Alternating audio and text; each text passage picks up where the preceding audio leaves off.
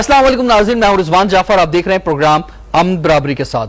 भारतीय टीवी के मेजबान और रिपब्लिक मीडिया नेटवर्क के एडिटर इन चीफ अर्निब गोस्वामी की अपने साथी सहाफी और ब्रॉडकास्ट ऑडियंस रिसर्च काउंसिल के साबिक सीईओ पार्थिव दास के साथ व्हाट्सएप चैट लीक हुई है, जिसमें इंकिशाफ हुआ है कि इसे भारत के बहुत से खुफिया राजों का पहले से इल्म था और पुलवामा हमले से वो अपने चैनल की रेटिंग बढ़ाने की बातें कर रहा था। इस चैट से यह सनसनीखेज इंकिशाफ भी हुआ कि अर्निब गोस्वामी बालाकोट पर भारतीय हमले और मकबूजा कश्मीर की खुसूसी हैसियत खत्म करने के इकदाम से पहले से ही आगाह था।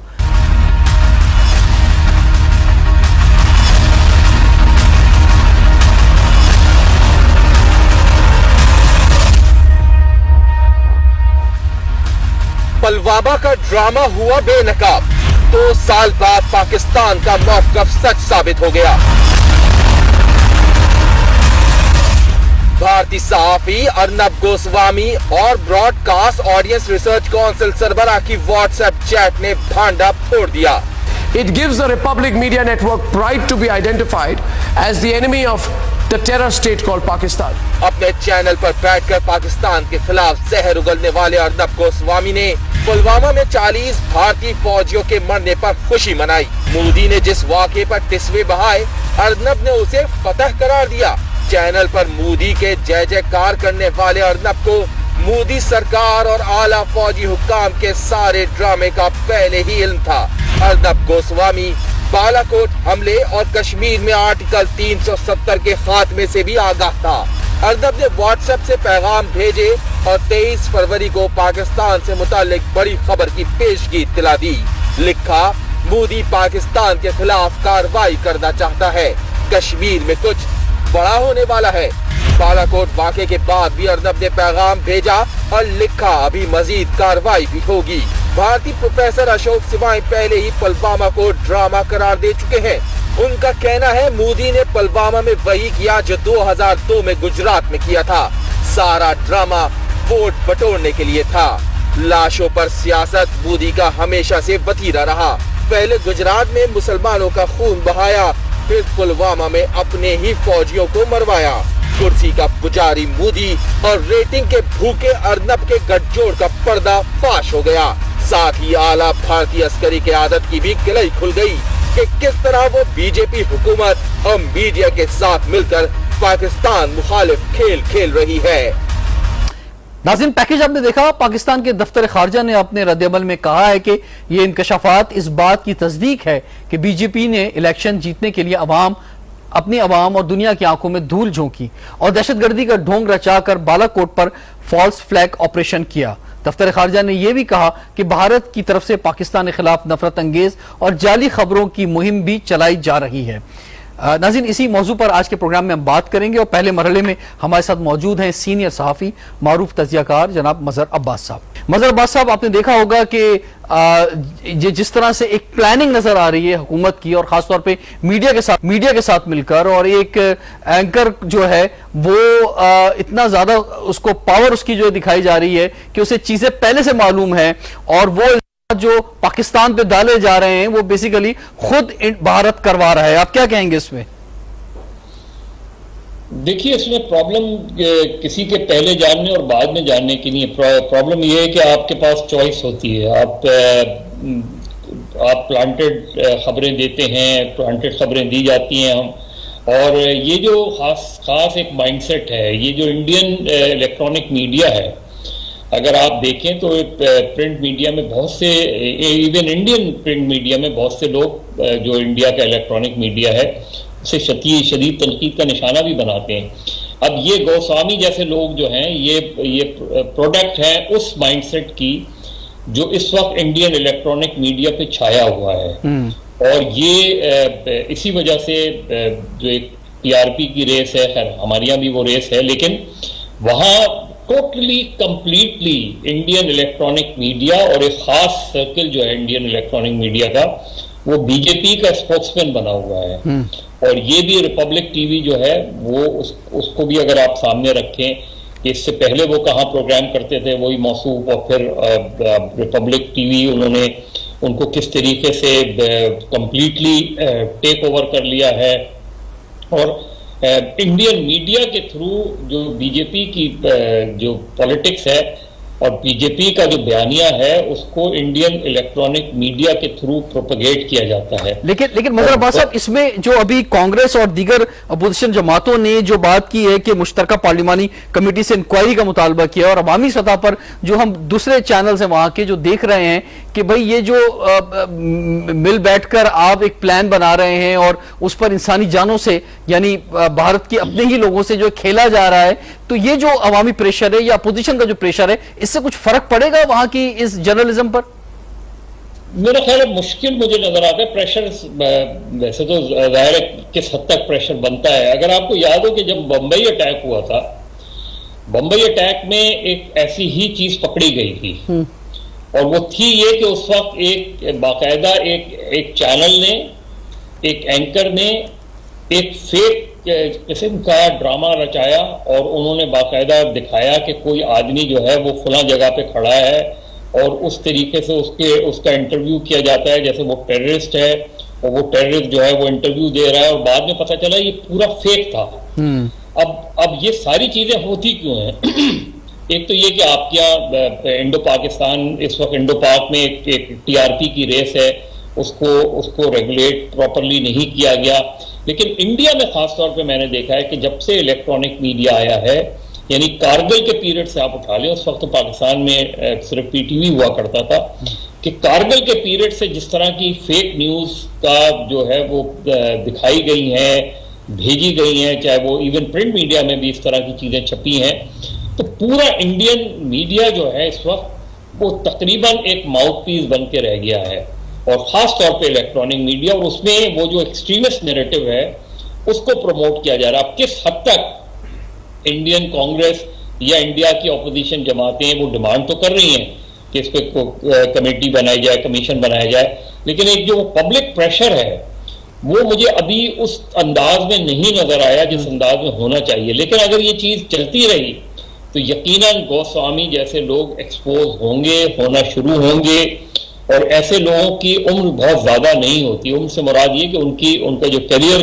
की वो है वो फिर बहुत ज्यादा नहीं होती। आते हैं इसमें मज़हर साहब जो आप बात कर रहे हैं कि टीआरपी की जो एक रेस है और वो वहां पे रेस पाकिस्तान के खिलाफ ही क्यों है, इस पर जरा मैं आपसे तफसील से बात करना चाहूंगा। लेकिन उससे पहले जरा ये एक क्लिप देखिए जिसमें नरेंद्र मोदी साहब जो हैं, यानी खुद ये उन्होंने अपना ड्रामा रचाया और फिर ये खुद ही किस तरह से अपने फौजियों के हवाले से क्या कह रहे हैं, जरा ये देखते हैं।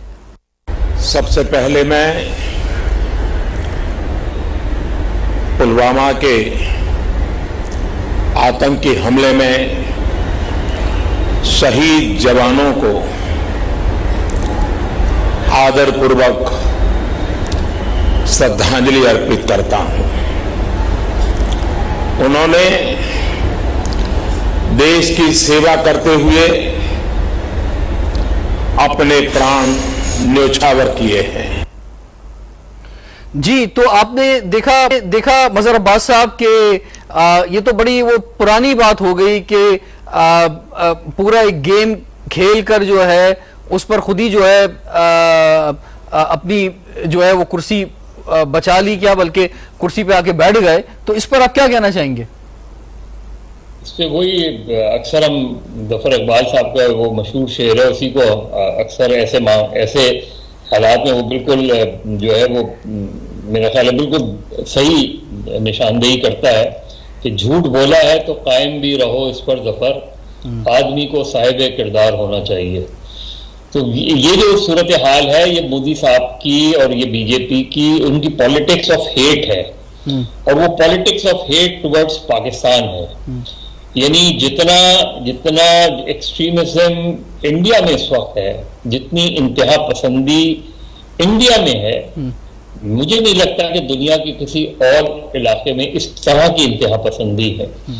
वहां सेकुलरिज्म खत्म हो गया है, वहां लिबरल नैरेटिव पिट गया है, वहां सिर्फ एक इंतहा पसंदाना सोच को परवान चढ़ाया जा रहा है। वहां हिंदुत्वा के नाम पे जो है जिस तरीके से मुसलमानों के साथ किया जा रहा है, दूसरी मजहबी अक़लियतों के साथ किया जा रहा है, और सिर्फ वही नहीं जो किसानों के साथ हो रहा है इंडिया में। किसानों की तहरीक देखें आप, तो इंडियन ऑपोजिशन के सामने एक बहुत बड़ा चैलेंज है, क्योंकि नेगेटिविटी और हेट जो है उसकी तरफ लोग अट्रैक्ट जरूर होते हैं, बाद में उनको ये रियलाइज होता है कि किस तरीके से हम इस्तेमाल हो गए। तो मेरा ख्याल है मोदी की जो पूरी सियासत है वो फाशिज्म पे है।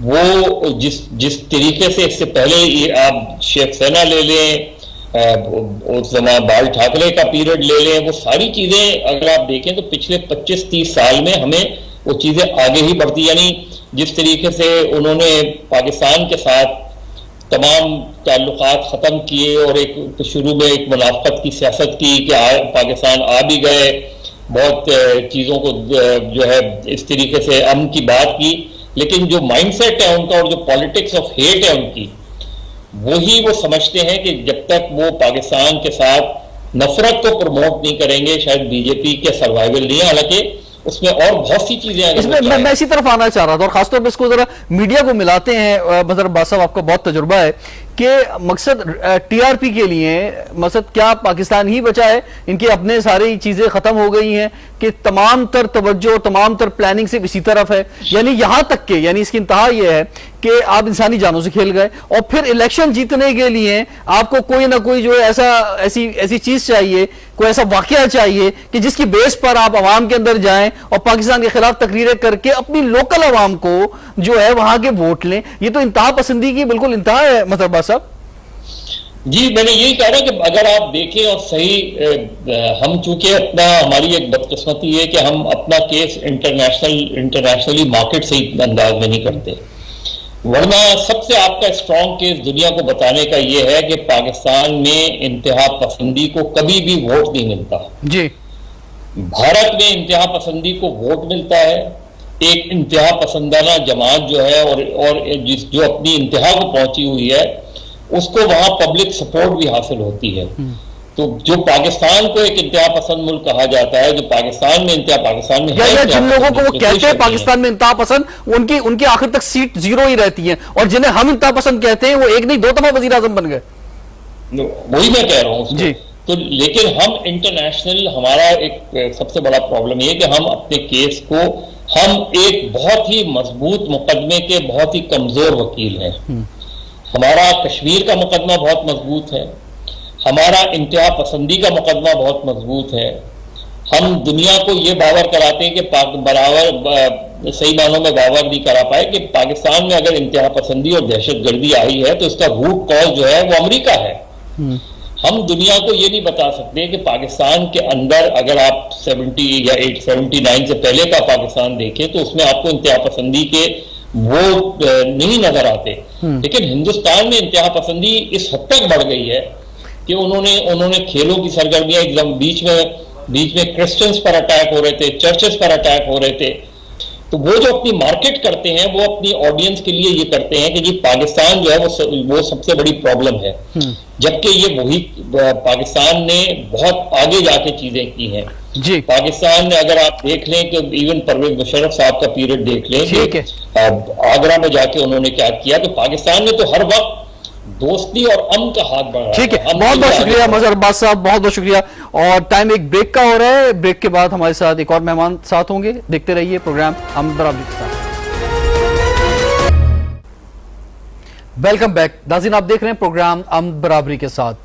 आज खासतौर पर हम बात कर रहे हैं कि अर्नब गोस्वामी की जो व्हाट्सएप चैट लीक हुई है और जिसमें ये बात सामने आई है कि भारत ने पाकिस्तान के खिलाफ किस तरह से मुहिम जोई की है। हमें अब ज्वाइन किया है जनाब लेफ्टिनेंट जनरल तलत मसूद साहब ने, मारूफ दिफाई तजियाकार हैं, सीनियर एक पर्सनैलिटी हैं। तलत मसूद साहब, इस वाकये को और खासतौर पर व्हाट्सएप चैट जो लीक हुई है इसको आप किस तरह से देखते हैं? मेरे ख्याल में इससे जाहिर होता है कि उनके इंडिया के अज़ाइम क्या थे, और मेरे ख्याल में 2 मकासद थे। एक तो यह है कि पाकिस्तान पर झूठा इल्ज़ाम लगाकर पाकिस्तान पर एक किस्म का दबाव और दुनिया में उसको बदनाम करने की एक बड़ी ज़बरदस्त ये काविश थी। लेकिन इसके साथ साथ मैं ये भी समझता हूँ कि ये अपने इलेक्शंस के लिए भी ये समझते थे कि एक लिहाज से ये जाहिर होगा कि मोदी साहब जो हैं वो बड़े एक दिलेर और बहादुर प्राइम मिनिस्टर हैं, और एक उनकी हमेशा पॉलिसी एक लिहाज से इंडिया को ऊपर दिखाने की होती है और उन्होंने पाकिस्तान के ऊपर दबाव रखा हुआ है और ये जाहिर किया है कि इंडिया जो है वो हर लिहाज से, चाहे वो सियासी हो या डिप्लोमेटिक हो या अस्करी लिहाज से, बहुत ही मजबूत है और पाकिस्तान को उसने दबाया हुआ है। तो मेरे ख्याल में ये तासुर देने की कोशिश की गई है और ये जो एक ड्रामा खेला गया उसका सारा मकसद ही यही था। ठीक है जनरल साहब, इसमें जो व्हाट्सएप लीक हुई है वो क्या है, ये हम जरा एक पैकेज की सूरत में दिखाते हैं और वहां इंडिया की आवाम जो है वो इस हवाले से क्या ख्याल रखती है, आइए देखते हैं। One trend this evening on Twitter.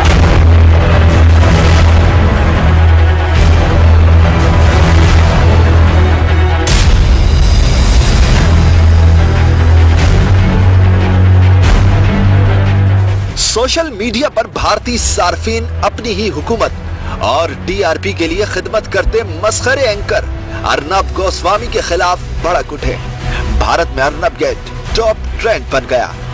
भारतीय सवाल कर रहे हैं, शर्म करो, अर्नब को पुलवामा के बारे में मालूम था, बालाकोट के बारे में भी पता था। क्या यह भी एक हुकूमत है या सिर्फ एक रैकेट जहां मोदी इनके साथ मिलकर खुफिया कार्रवाइयां कर रहा है और हमारे फौजियों के खून का इस्तेहसाल किया जा रहा है। एक भारतीय सारिफ ने लिखा, अर्नब को टाइम्स नाउ से निकाला गया तो उसे बूट चाटने और बकवास करने की अपनी छुपी हुई सलाहियतों का पता चला, इसीलिए तो होशियारी में टीम बनाई और रिपब्लिक टीवी का आगाज किया। आर्यान ने लिखा, कांग्रेस और दीगर अपोजिशन जमातें और अर्नब के बारे में सीनियर सहाफियों की बेइंतहा खामोशी ये आवाज बुलंद कर रही है कि अगर वो बोलेंगे तो उनकी बिल्ली भी थैले से बाहर आ जाएगी। भारतीय सार्फिन ने अपने ही मीडिया को झूठा करार दिया। वो पूछते हैं, कहां है आपका खामोशा? खामोश रहकर अपने सच्चे आकाओं से वफादारी का मुजाहिरा करने का ये उम्दा तरीका है। भारतीय सार्फिन ने मोदी सरकार के करतूत और मीडिया के तमाशों को जज्बात के साथ खिलवाड़ करार दिया है। जी नाज़रीन, आपने देखा और इस तरह झूठ जो है वो ज्यादा लंबे अरसे तक चल नहीं सकता। एक वक्त आता है कि सच साबित ही होता है।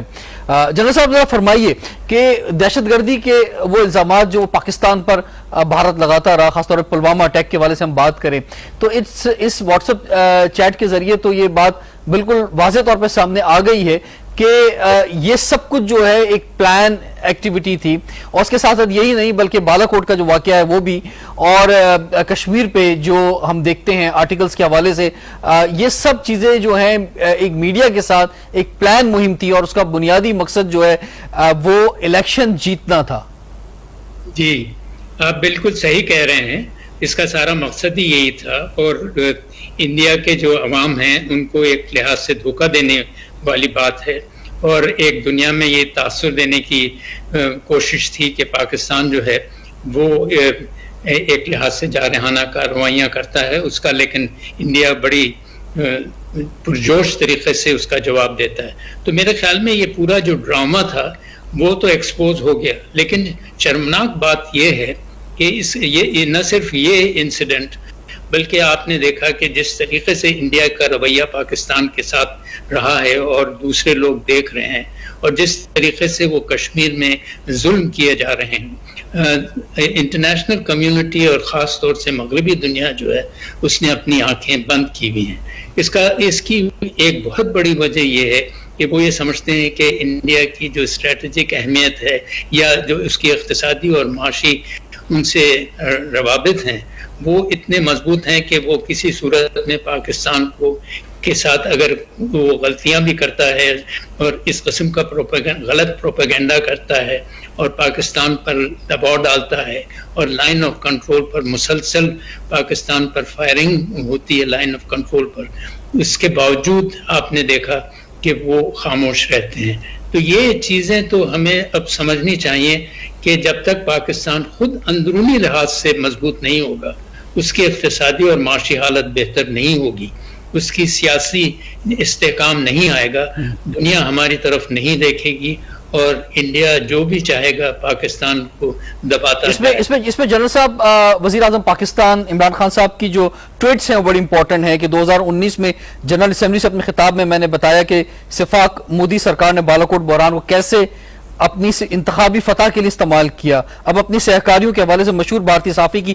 ताज़ा तरीन खत किताबत यानी कम्युनिकेशन से मोदी सरकार और भारतीय मीडिया के माबैन नापाक कटजोड़ बेनकाब हो गया है। यानी बहुत से लोग तनकीद भी शायद कर रहे हैं कि प्राइम मिनिस्टर को ये ट्वीट जो उन्होंने की, लेकिन आपकी राय क्या है? क्योंकि अगर मैं आपसे अपनी राय का इजहार करना चाहूं तो ये बहुत इंपॉर्टेंट मामला है कि इंसानी जानों का मामला है, इस खित्ते के मुस्तकबिल का मामला है।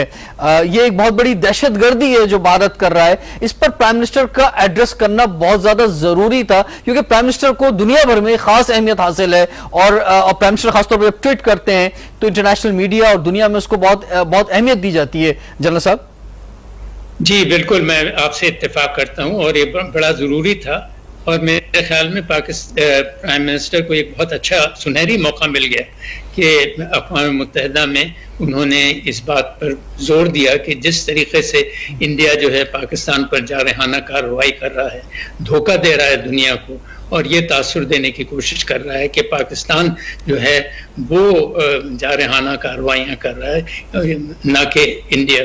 तो मेरे ख्याल में प्राइम मिनिस्टर का जो पॉलिसी है और जो उन्होंने अक़वाम मुत्तहिदा में जो तकरीर की वो बड़ी पुरअसर थी और उसके मेरे ख्याल में अच्छे नतीजे ज़रूर निकलेंगे। लेकिन जैसे हमने पहले भी कहा कि सारी बात यह है कि सुनते तो सबको ही हैं और तमाम जितने भी ममालिक हैं, ख़ासतौर से बड़े ममालिक और अहम ममालिक जैसे P5 वगैरह और जर्मनी और मगरबी दुनिया के ममालिक और जापान वगैरह सब ये समझते हैं कि इंडिया क्या कर रहा है। तम हो ठीक है साहब, आप हमारे साथ रहिएगा और नाजरीन एक के बाद एक जो चीजें सामने आ रही हैं, जिससे पाकिस्तान का केस जो है वो बहुत मजबूत होता जा रहा है और पाकिस्तान दुनिया के सामने जो भारत का चेहरा रख रहा है वो साबित हो रहा है। तो आगे पाकिस्तान को कैसे बढ़ना चाहिए जनरल साहब से हम पूछेंगे, लेकिन ब्रेक के बाद देखते रहिए प्रोग्राम आमद बराबरी के साथ।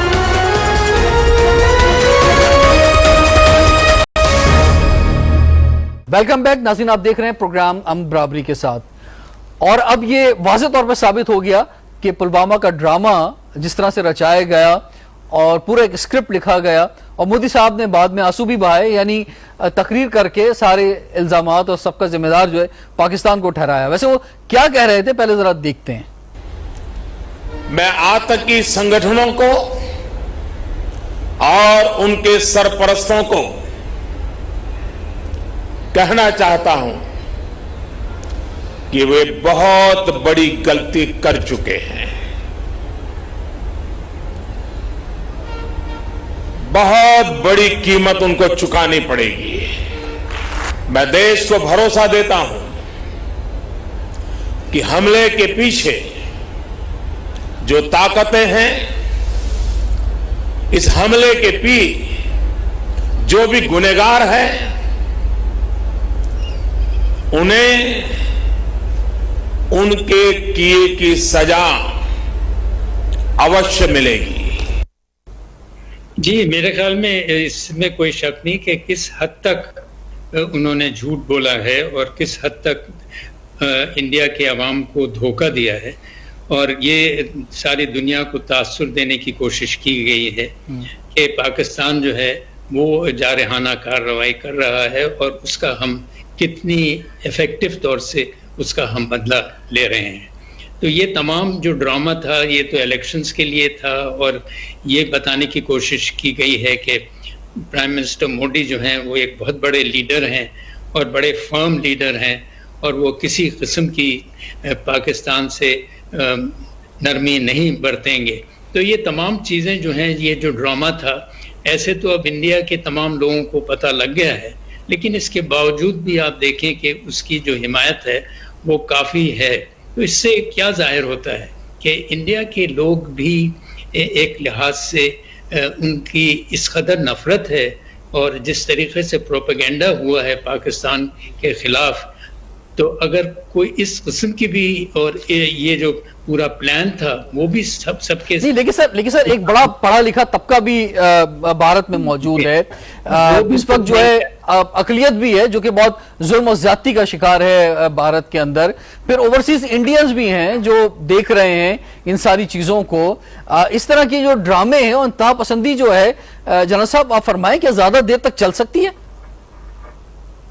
नहीं तो चल रही है, अब देखना यह है कि क्या वाकई में आइंदा चल के इसके क्या मुज़िर असरात होंगे। अच्छा, इसमें ये फरमाया जनरल साहब कि यानी आप इलेक्शन लड़ रहे हैं पाकिस्तान के खिलाफ जो है मुहिम चलाकर, आप खुद जो है वो पूरा ड्रामा क्रिएट कर रहे हैं और वो पाकिस्तान पे डाल रहे हैं। आप मुल्क के अंदर भी जो अपनी इलेक्शन कैंपेन चला रहे हैं पाकिस्तान पर, आपके जो चैनल्स हैं वो टीआरपी ले रहे हैं पाकिस्तान के नाम के ऊपर। ये सारी चीजें जो हो रही हैं, आप क्या समझते हैं कि ये खाली इल्जामात पे इल्जामात जो कि साबित कुछ नहीं हो रहा है, क्या आप समझते हैं ये भी इसी तरह से चलता रहेगा?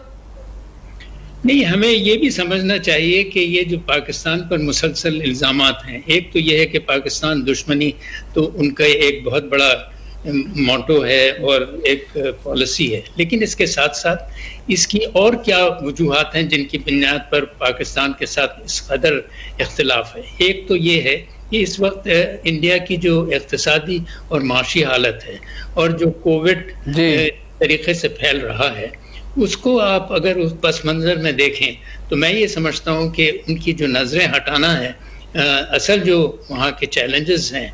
और जैसे कहा गया था कि इंडिया की इक्तिसादी और माशी हालत बहुत बेहतर हो रही है, लेकिन आपने देखा कि पिछले साल जो है उनकी माइनस में चली गई, लेकिन इस साल कहा जाता है कि थोड़ी सी बेहतर है।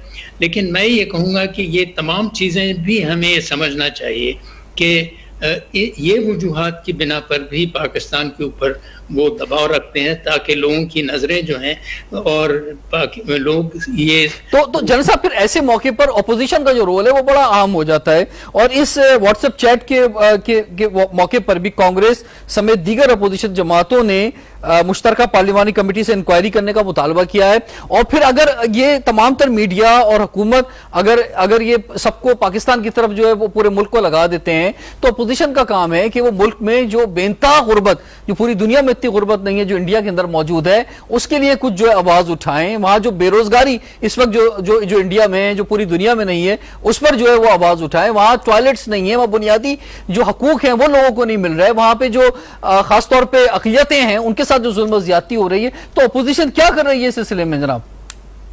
मेरे ख्याल में अपोजिशन जो इस वक्त है इंडिया की वो बहुत ही कमजोर है और उसकी कोई खास बात सुनी नहीं जाती। और आपने देखा कि कांग्रेस की जो इस वक्त क़यादत है वो भी इतनी कमजोर है और वो बदली भी नहीं जा रही है। तो मैं ये समझता हूँ कि ये एक लिहाज से फ़ायदा भी उठा रहे हैं मोदी साहब और उनकी पार्टी के मुसलसल एक लिहाज से जो वो चाहते हैं, जिस तरीके से इंडिया को पर हुक्मरानी करना चाहते हैं, बड़ी आसानी से की जाती है। और आवाम को भी मेरे ख्याल में, और ख़ास तौर से एलीट जो है, जो कि काफ़ी असर रखती है ख़ास तौर से सियासत पर और फंडिंग पर, वो भी ये समझती है कि कांग्रेस जो है वो कोई ख़ास अल्टरनेटिव नहीं है और वो बहुत कमज़ोर है। इस वजह से मेरे ख्याल में मोदी साहब की जो तमाम हरकतें हैं उनके ऊपर पर्दा डाला जा रहा है। जी ठीक है जनरल साहब, इसमें अब दुनिया जानती है कि मोदी जो है वो लाशों पे सियासत करता है और वो गुजरात में भी उसने की और अब जो है पुलवामा में की। और पाकिस्तान जो बात कह रहा था कि ये खुद अपना उनका एक अपना ड्रामा रचाया हुआ वो साबित हुआ। और इसी तरह से मीडिया का इस्तेमाल और खासतौर पे जो अर्नब गोस्वामी का जो इस तरह से इस्तेमाल किया गया, उसका भी जो है मंतकी अंजाम जो है पहुंचा है, क्लाइमेक्स हुआ है। इसी वजह से हम देख रहे हैं कि उनके चैनल पे वो बहुत इस वक्त चीख रहे हैं, चिल्ला रहे हैं, वो नजर आ रहा है। तो हमने भी एक रिपोर्ट तैयार की है, जरा देखते हैं।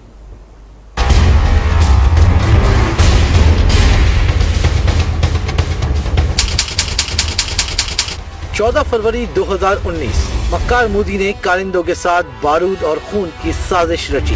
मकबूजा कश्मीर की वादी में सेंट्रल रिजर्व पुलिस फोर्स के दस्ते रास्ते में थे कि हिंदू बनिए ने वाले अपने ही सिपाहियों की बस को निशाना बनवाया। 40 एहलकार मारे गए। भारत ने इल्जाम पाकिस्तान पर लगाया और 26 फरवरी को बालाकोट में चंद दरख्त और एक कौवा मारकर दुनिया को अलिफ लैला की दास्तानें सुनाई। India struck the biggest training camp of the Jaish-e-Mohammed in Balakot.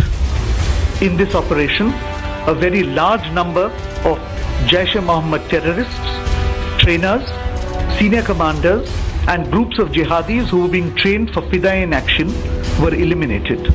उस वक्त के पाक फौज के तर्जुमान मेजर जनरल आसिफ गफूर ने भारतीय झूठ को बेनकाब करते हुए खबरदार किया। We were ready. आए 21 मिनट रह के दिखाएं पाकिस्तान की एयर स्पेस में। Now it is time for India. It is your turn now to wait and get ready for our surprise. पाक फौज के जवानों ने अपने तर्जुमान की बात को सच साबित किया और सिर्फ एक रोज बाद 2 भारतीय तैयारे मार गिराए। एक पायलट अभिनंदन को भी पकड़ लिया। I hope you like the team. The team is fantastic. Thank you. Okay. Pakistan ने जज्बे खैर सगाली का मुजाहरा करते हुए 1 मार्च को भारतीय पायलट अभिनंदन को वापस भिजवा दिया। जी नाज़रीन, आपने देखा कि पाकिस्तान मुखालिफ खेल जो है वो किस तरह से खेला जा रहा है।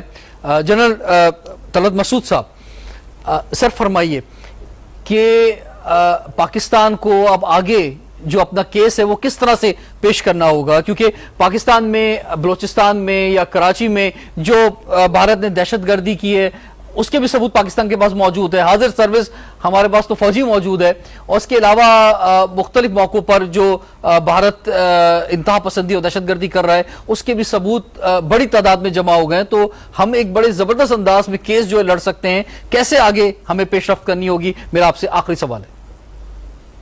जी, मेरे ख्याल में एक तो खैर वजीर खारजा जो हैं वो तमाम कैपिटल्स में भी गए हैं और उनकी ये कोशिश रही है कि पाकिस्तान का जो केस है और जिस तरीके से इंडिया मामलात को ख़राब कर रहा है वो उन्होंने प्रेजेंट किया है। लेकिन इसके साथ साथ मैं समझता हूँ कि ये सिलसिला जो है इसको जारी रखना चाहिए और हमारे दूसरे मुख्तलिफ लेवल्स के ऊपर और इंटरनेशनल मीडिया जो है वो एक बहुत अहम किरदार अदा कर सकता है। लेकिन इंटरनेशनल मीडिया जो है इस वक्त 2 चीज़ों में काफ़ी मसरूफ़ है। एक तो ये था कि जो प्रेसिडेंट ट्रंप का इलेक्शन था, अमेरिका में इलेक्शन था और प्रेसिडेंट ट्रंप का जिस तरीके से उनका केस चल रहा था उसके ऊपर सारी तवज्जो थी। उसके साथ साथ जो पेंडेमिक है उसके ऊपर सारी तवज्जो है। तो ये भी हमें देखना चाहिए कि हमें कौन सा ऐसा मौका मिलेगा जब हम ये कश्मीर का केस और इंडिया के जो जारहाना पॉलिसीज हैं उनको दुनिया के सामने लाएं। लेकिन ये जरूर है कि ये मामले को आगे बढ़ाना चाहिए। जहां भी मौका मिले हमारे जो सिफारतकार हैं उनका भी बड़ा फर्ज बनता है कि हर वर्ल्ड कैपिटल्स में अपनी आवाज़, पाकिस्तान की आवाज़ उठाएं और इंडिया की जारहाना जो पॉलिसीज हैं उनको बेनकाब। जी, बहुत बहुत शुक्रिया लेफ्टिनेंट जनरल तलत मसूद साहब कि आपने हमें ज्वाइन किया। और नाज़रीन, जैसा कि आपने कहा पाकिस्तान के पास जो है बहुत सारे सबूत जमा हो गए हैं। जहां हमारा दफ्तर खारजा बहुत इंपॉर्टेंट रोल अदा कर रहा है, वहीं दुनिया भर में जो हमारे हाई कमीशंस हैं, हमारी एम्बेसीज हैं, वो अपना रोल अदा करें और वर्ल्ड कैपिटल्स को बताएं कि किस तरह से भारत जो है वो दहशतगर्दी कर रहा है और मुसलसल सिलसिला जो है वो जारी है। नाज़रीन, रिजवान जाफर को इजाज़त दीजिए। देखते रहिए प्रोग्राम अमन बराबरी के साथ।